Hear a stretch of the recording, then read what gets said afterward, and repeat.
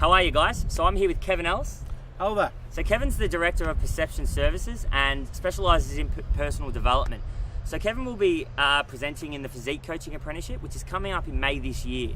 Today what we're going to go through is an interview, and I'm going to be going through all things mindset, personal development with Kevin, and also talk about kind of how he's got to where he is in the industry today, and find out a little bit about him. So that kind of starts us off, mate. Tell us a little bit about your career so far and I guess how you've gotten to where you are right now. Well, the basics of where I am now starts from, 16 years of age, where I joined the British Army and served 8 years, onto the British Police Service and served 30 years. Yeah. The particular relevance of it is that within the police service, I specialised in the high-risk area of the business. So we were talking about firearms, public order, riots, all that sort of thing. And for many years, I was an operator within those teams, deploying more times than I even care to mention. Yeah. One of the things that came out of that for me, Kyle, was that I started to realise that when you deploy into areas of danger, you have to understand how to keep your emotions in check. And one of the things I started to understand, and we received very little training in them days, was that I didn't understand. I noticed other people didn't understand. Yeah. So it became very relevant to me that it was very important to me that I started to do some research into that area. And I found that when you learn to control fear and adrenaline in situations of crisis, you can become far more effective. Yeah.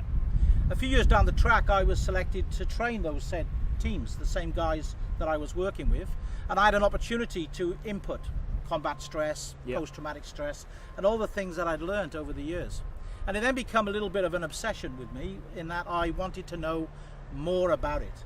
And so whilst operating and whilst working, I started to study. Further down the track, I became a national advisor where I sat with probably the most senior commanders in the United Kingdom in massively impactive situations where if they get it wrong, death will occur or devastation will occur. And I was their advisor, and I found that the difficulty in a desktop arena, even though they weren't out in the field, they were still in a desktop, they had no physical danger, their ability to manage their emotions was exactly the same. So it became really important to me. And as I become more and more experienced in that area, I was given the task of preparing national courses for these commanders to come through, accrediting them before they could go out and take up the posts. Yeah. So it became massively important to me. As part of that, I was also a member of the Expert Witness Institute, and I used to go to court when the police had been seen to do something where maybe a death had occurred or something where the police were under investigation, and I would give evidence as a sort of an expert. Yeah. Now this started to become really important because it was all about the memory. It was all about the mindset of the officers, the mindset of the soldiers, the mindset of the staff. And what we were finding was that we were arming the police with all the new equipment, but we weren't arming the mind. Yeah. We didn't arm the mind. And it became something that was very important, not just to me, but to lots of very senior people. Yeah. I then qualified in neuro-linguistic programming, and I became a coach. I became a level 1 counsellor and a hypnotherapist because I wanted to get the understanding about how the mind works. Yeah. And those skills have stood with me in good stead right the way to this day, and I use them constantly. Yeah. I use them then mainly with officers who were under stress, under duress, in situations where they were struggling, and it helped me to help them, I suppose.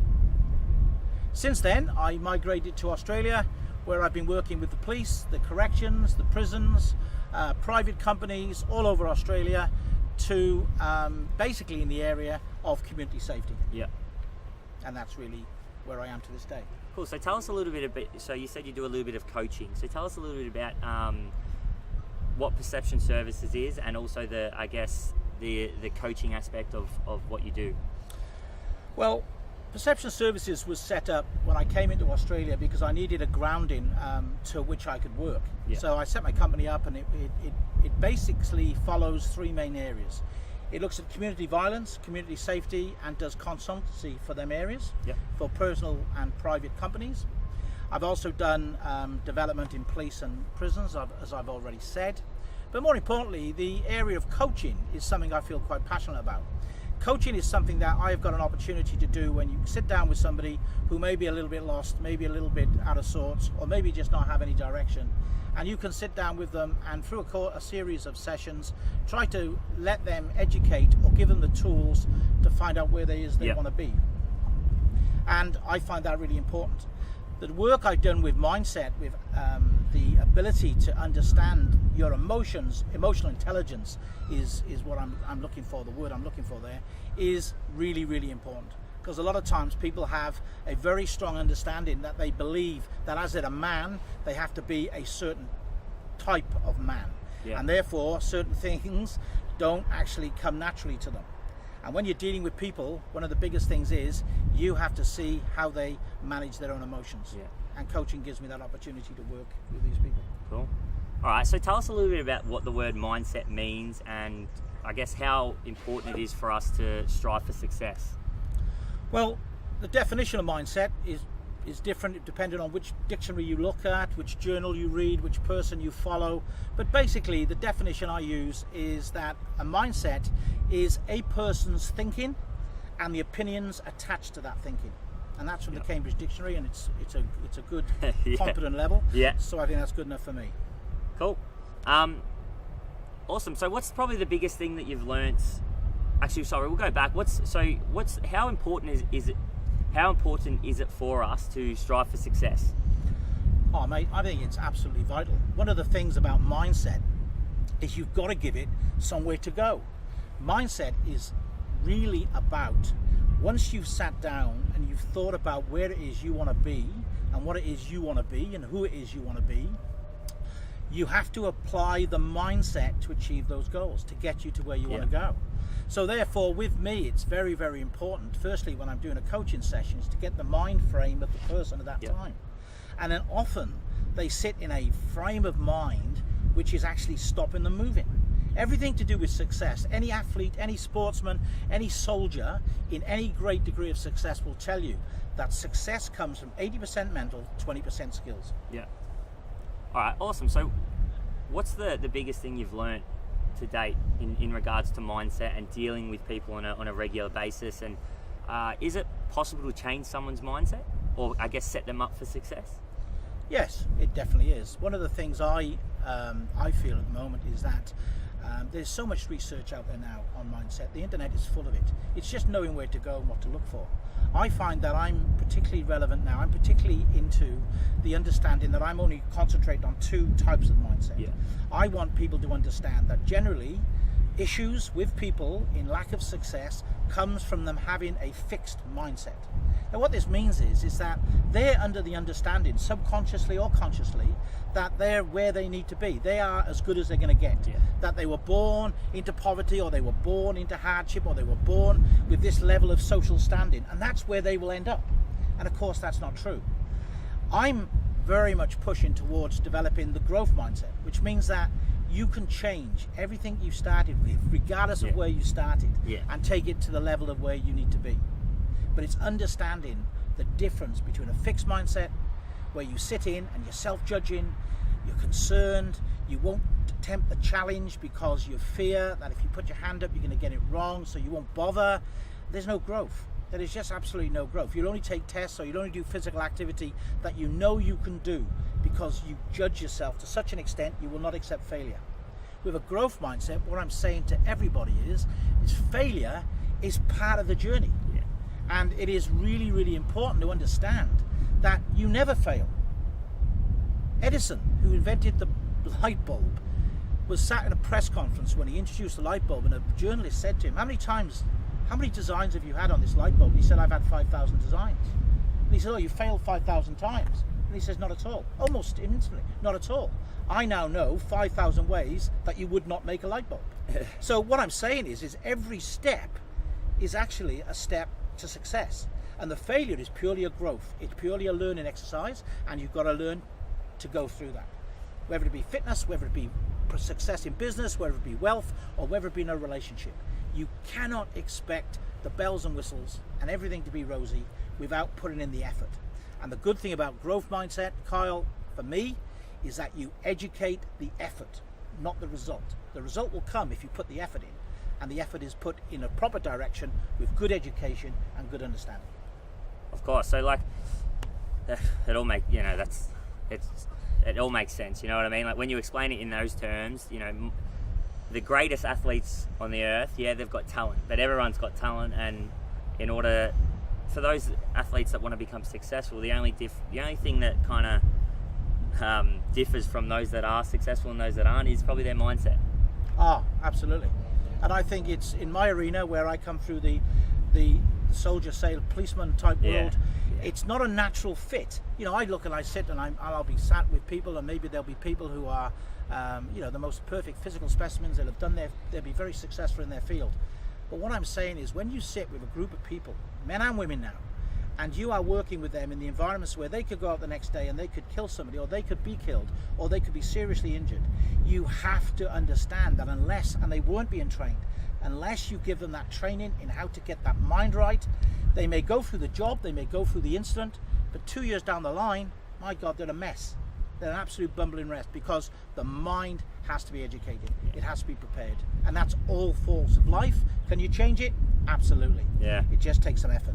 Yeah. So we've worked together for quite a while now. You've actually coached me, and one of the reasons that I chose you for this, like in saying that you haven't really had much to do with the fitness industry, in a sense, and kind of the competition preparation industry, but at the end of the day, mindset is mindset, and it doesn't matter what you're preparing someone for. The principles are the same, and you know, you are very experienced in that field of being able to coach somebody. So, you know, the people that are going to be doing the physique coaching apprenticeship are going to be coaching athletes and having to get them through a very tough part of their life. You know, like competition preparation isn't easy. It's one of the, you know, you ask many people, and for some it's probably the toughest thing they've ever done in their life, because the discipline that it takes, the hard work that you have to put in, the effort, like you mentioned it before, effort it plays a big role, and that's what gets you the end result.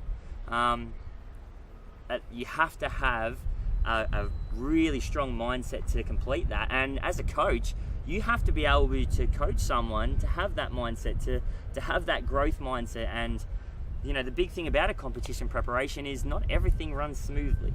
There are hiccups. You know, there are times where you aren't looking the best, or you aren't feeling the best, or you know, things aren't going your way. There's a hiccup somewhere, but only someone with a growth mindset will be able to take that on and move forward and not panic and not pull out and actually get on stage, because it's quite an accomplishment to actually get on stage or get to the physique that you want to get to. And I think that personally, the reason I've put this topic in the physique coaching apprenticeship is because it's so important, and it's one that's overlooked. You know, there's not many things out there for PTs at the moment where they can learn how to build someone's mindset. And I think it's not overlooked. It's overlooked in all industries. It's overlooked all the way down. A lot of people start using terminology which may be related to this, and I do a fair bit of work in corporate and different stuff, and they turn leadership. They use this term leadership, and they use this buzzword. What is it to be a leader? And you've got a leadership course. Well, let me tell you this: you can give somebody as much desktop training as you want, but if their mindset is not set to the definition of success that you want them to be, then it won't work. Yeah. So for me, it's very simple. You will have people sat in front of you who are going to have good and bad days. You know, you're going to have people sat in front of you who have got a lot of things going on in their private lives, a lot of things going on in their personal lives outside of this particular element of what you are focusing on with them. It is important to understand that how can you get through to them. The first thing to understand is what is their mindset at that start point, and how do you develop that person's mindset and work with them, knowing that they may not have a growth mindset, they may have a fixed mindset, so therefore you have to go about it in a slightly different way to achieve the same results. You know, a fixed mindset is not necessarily a negative thing. It's just not the thing if you want to grow, if you want to be successful, if you want to be anything other than the best you are at this moment in time. If you're happy, there's not a question. There's no problem. But if you are going there, and I'm saying if you're going to a competition, if you're going to enter a competition, if you're going to sit with a personal trainer and put yourself to the next level of something, you've got to get your mind in line first before you start getting your body. and they will follow along the journey together. So can you tell us a little bit about the process of actually changing someone's mindset or coaching someone through? Like, is there certain steps you follow? Is it something that's a gradual thing, or is it does it come down to the way you talk to someone? Like, just give us a little insight into that. Well, a very famous cognitive behavioral therapist once said, and he said that to change the mind, you have to change the thoughts. And we are all active. You know, we get billions of thoughts coming through our head. Our head is cluttered with all sorts of madness and distractions and rubbish, you know? Yeah. How do we get that clarity and focus is by changing the way we go about our life. Yeah. The mindset element of it works from two areas. Firstly, you've got to be aware of what's going on up there. If you're sat there and your mind's saying to you, that little inner voice, that critic is sitting there saying, you've never been good enough. You've never been good enough for this. Yeah, it's not your make. You'll only be so good. You've got as far as you can go. And there's a lot of that goes on in this world. If you've got that sort of inner critic and you've got it saying anything to you, you've got to learn techniques and strategies to slow down that mind, to get that mind clear of the rubbish, you know? Yeah. And you've also then got to start being aware of when that voice is actually starting to slowly sabotage you. Yeah. And it's really important. So you take note of it, and I may ask you, if I was coaching you in this sort of area, I may say, I want you to keep a journal, just something that you're aware of when you get up. So it might well be that you get into a stage of your training where every time you get up in the morning to go training, you're feeling negative. And it's a very specific time of the day. Once training's over, you're up on high and everything's great. But at that time, and I'd want to know that what time it's coming in, where, why, and what is it saying to you, and what does it mean? And you have to work on them elements. So firstly, you've got to be aware of them, and you've got to know what they're saying to you. Yeah. Secondly, I would start to say, you've got to look at techniques that are designed to just slow you down. Yeah? Now, in every competent battle college in the world, they do mindfulness techniques. They do meditation style techniques. Now, people used to roll their eyes and move away from this stuff because it's very Eastern, and if you're, in the West, it wasn't something that was deemed to be, credible or sexy. But there is now so much scientific research that is saying that you have to understand the importance of just slowing down the brain. Yeah. I've been doing it 20 odd years, even before it was sexy, Yeah. But I never knew why I was doing it, but I knew I did it. And I have just so converted to that. To get soldiers to do it, to get senior and very experienced macho police officers to do it, is the step now that it's not even batting an eyelid. They're not even questioning it, Yeah.